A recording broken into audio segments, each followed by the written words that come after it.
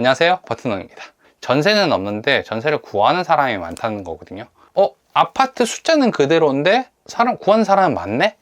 가격을 좀 올려도 되겠네? 약간 이런 식으로 흘러가가지고 전세가가 계속 올라가고 있어요. 예전의 기준은 이거였거든요. 집주인이라든지 근저당인지 압류 같은 걸 봤어요. 그러니까 집을 구할 때 집주인 나중에 나한테 돈을 돌려줘야 되잖아. 그러니까 신분이 확실하거나 아니면 담보가 확실하거나 집이 뭐 깨끗하고 이러면은 이제 계약을 하고 집주인을 믿었는데, 이제는 그게 바뀐 거죠. 야, 집주인이 누군지 알고 내가 믿어? 나는 집주인을 믿을 수 없고 보증보험을 믿어야겠다. 요렇게 이제 바뀌는 거죠. 그러니까 내가 아파트 전세를 못 구했어요. 전세가 없는데 어떻게 구해? 이렇게 되면은 그럼 사. 아파트 사. 아니면 빌라 사. 전세 사기 당하는 것보다 나으니까 사.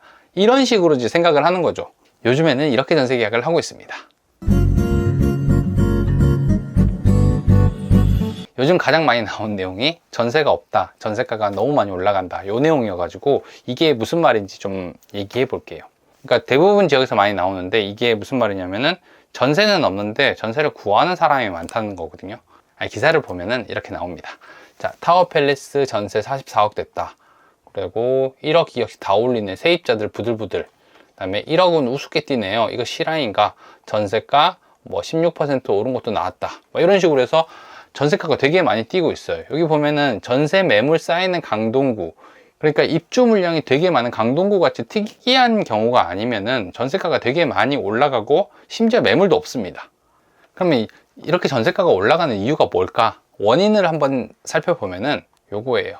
우리가 전세를 구할 때 빌라랑 아파트랑 거의 반반 나눠 가지고 했어요. 그래서 빌라 같은 경우에도 한 70% 정도는 전세 계약이었어요. 월세보다 전세가 훨씬 많았어요. 그러니까 빌라 전세를 사는 사람도 있고 아니면 아파트 전세를 사는 사람도 있었는데, 전세 사기가 터지면서 요게 70%에서 한 30% 정도로 쭉 빠집니다. 바뀌어요. 그러니까 빌라 전세를 구하는 사람이 없어진 거죠. 그래서 이 사람들이 전부 다 아파트로 모이니까 아파트 숫자는 그대로인데 구하는 사람은 많네? 가격을 좀 올려도 되겠네? 약간 이런 식으로 흘러가가지고 전세가가 계속 올라가고 있어요. 근데 전세가가 올라가면 위험성도 같이 올라갑니다. 실제로 2023년까지 전세 사기 피해 금액이 한 30조 원 정도 된다고 추정을 하고 있는데, 그 허그에서 실제로 돌려줬던 전세 사기 피해 금액이 4조 원 정도 된단 말이에요. 4조 원이에요. 그러니까 조원이라고 하는 거는 공이 12개가 붙어 있는 거예요, 뒤에. 우리가 1억 원이 8개 붙어 있잖아요. 거기다가 10,000배를 하는 거죠. 이게 어느 정도 금액이냐면은 4조 원이라는 게 이런 거예요. 우리가 초고가 아파트라고 하는 20억짜리 아파트, 요걸 2,000채 살 수 있습니다. 아니면 BMW나 벤츠 같은 2억 원 정도 되는 고가 외제차를 2만 대 정도 살 수 있는 금액이에요. 다른 사기 사건들 보면은 우리가 알고 있는 사기 사건이 그런 거 있잖아요. 중고나라 사기 사건도 있고 보이스피싱 같은 것도 있단 말이에요. 그러면 얘들은 피해 금액 단위가 10,000원, 100,000원, 100만원, 1,000,000원, 뭐 억 이렇게 넘어간단 말이에요. 근데 부동산 사기 같은 경우는 기본 시작 단위가 1,000만원 이상이에요. 그래서 보통 피해액 자체가 거의 1억이란 말이에요. 그러니까 합친 금액도 이렇게 되게 큰 거죠. 그래서 사람들이 전세를 구할 때 요즘에는 어떻게 구하냐면은 이렇게 아파트와 비아파트를 구분해서 구합니다. 비아파트라는 말은 저도 처음 들어본 것 같아요. 요즘에 처음 들어봐 가지고. 근데 딱 들어보니까 알겠어요. 여기 아파트랑 나머지를 한 거구나. 비아파트는 이제 빌라나 오피스텔, 다중주택, 근린생활시설, 숙박형 생활시설 뭐 이런 것들을 얘기를 하는 거죠, 그냥. 근데 이 비아파트에 포함되면은 월세, 아파트는 전세, 이렇게 사람들이 구하는 거예요. 그리고 만약에 그게 좀 싫다라고 하는 사람들은 이렇게 가는 거죠. 자, 아파트 전세를 내가 못 구했어. 그러면은 무조건 월세로 가는 거야. 이것도 아니면은 매매로 가는 거야. 이렇게 바뀌는 거죠. 사실 월세나 매매 같은 경우는 빌라랑 아파트 구분 없이 지금 나오고 있습니다. 자, 53주째 이어진 전세값 상승, 아파트 매매도 끌어올렸다. 1분기 수도권 아파트 거래량 20% 늘었다. 서울 빌라도 바닥 쳤나, 매매가 올라가고 있다.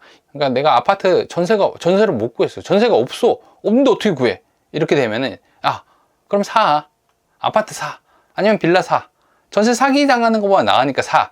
이런 식으로 이제 생각을 하는 거죠. 그러면 이제 사람들이 전세 구할 때 어떤 것들을 확인하냐면은 요즘에는 기준이 좀 달라졌어요.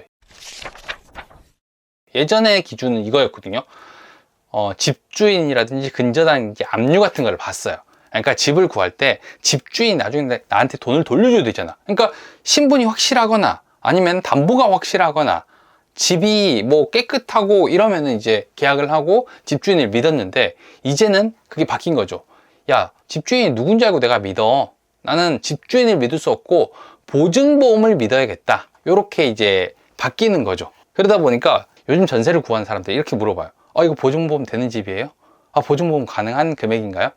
이걸 이제 확인을 하게 되는 거죠. 집주인이 누구든지 간에 내가 만약에 보증금을 돌려받지 못하는 상황이 생기면은 보증보험에서 돈을 돌려받을 수 있게 해놔야 된다라고 하는 게 이제 사람들의 생각인 거죠. 그냥 이런 식으로 전세 트렌드가 아예 바뀌어 버렸어요.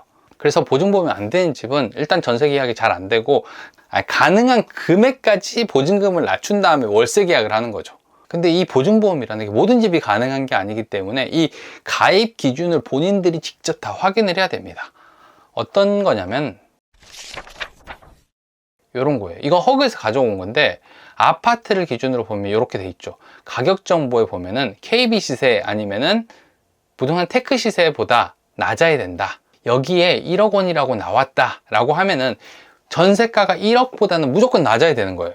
전세 보증금이 1억 이하인 금액만 가입이 가능한 거죠. 여기 이게 없는 집이라고 하면은 공시가격에서, 여기 나와 있는 공시가격을 보고 여기서 126% 이하인 집만 가능한 거죠. 그러니까 만약에 여기서 1억이다 라고 하면은 1억 2,600만 원까지 1억 2,600만 원까지 가능한 거예요. 그것도 없다라고 하면은 뭐 등기부 등본에서 1년 이내 매매 거래가액보다 낮으면 되고 분양가격이 90%보다 낮으면 된다. 이런 식의 기준들을 만들어 놔서 요 이하로 되는 집만 보증보험이 가능합니다. 근데 여기서 좀 잘 살펴봐야 되는 게, 요 작은 글씨로 여기 적혀 있어요. 상기 산정 기준 순서대로 적용이라는 말이 적혀 있는데, 이게 무슨 말이냐면은 만약에 1번 조건이 안 될 수 있잖아요.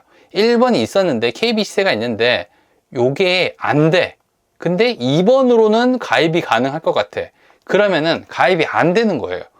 1번이 없는 경우에만 2번으로 넘어가는 거고, 1번이 있는 경우에 가입이 안 된다라고 하면은 그냥 가입이 안 된다는 얘기인 거죠. 이게 좀 어렵다라고 하면 안심전세 앱을 깔아가지고 확인을 하면 됩니다. 안심전세 앱 안에 들어가면요, 이렇게 보증보험 가입 가능한지를 확인해 볼 수가 있어요. 그래서 요거 앱에 들어가 가지고 확인을 해보면 되고, 안에 들어가 보면은 네이버라든지 카카오라든지 토스를 통해 가지고 가입 가능한지 확인해 볼 수 있으니까 꼭 확인해 봐야 됩니다. 전세 보증보험 가입 가능한 건 다른 사람 말을 믿는 게 아니라 내가 직접 확인을 해 봐야 돼요. 요즘에는 이렇게 전세 계약을 하고 있습니다. 저는 다음번에 조금 더 재밌는 내용을 찾아오도록 하겠습니다. 구독과 좋아요, 알람 설정 꼭 해주세요. 감사합니다. 버튼홍이었습니다.